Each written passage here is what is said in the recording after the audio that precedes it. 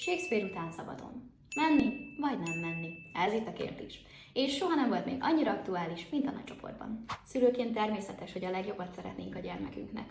De vajon mi az a döntés, ami valójában a legjobb az ő számára? Mikor is jött el az idő az iskolára? Az iskolaérettség nem egyszerűen életkor kérdése. Egy gyerek akkor iskola érett, ha már képes húzamosabb ideig figyelni, ha mozgása összerendezett, ha beszéde tiszta, ha stabil az érzelmi világa, és tud együttműködni egy közösségben. Ugyanakkor nagyon fontos figyelembe vennünk, hogy minden gyermek másként fejlődik.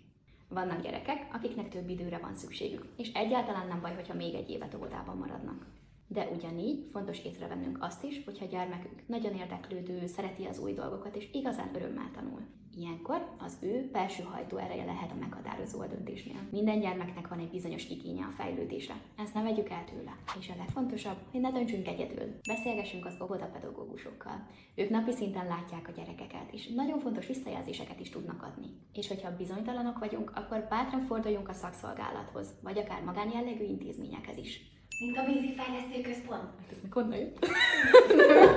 Szóval, menni vagy nem menni? A kérdésre a válasz mindig egyedi. A legfontosabb, hogy a gyermekünk valóban készen álljon. Testileg, lelkileg és idegrendszerileg is. Jelentkezzetek hozzánk iskola előkészítő foglalkozásainkra, hiszen néhány hónap célzott fejlesztés óriási különbséget tud jelenteni. A fejlődés nem csak a gyermeké, hanem a tiéd is. Viszlát!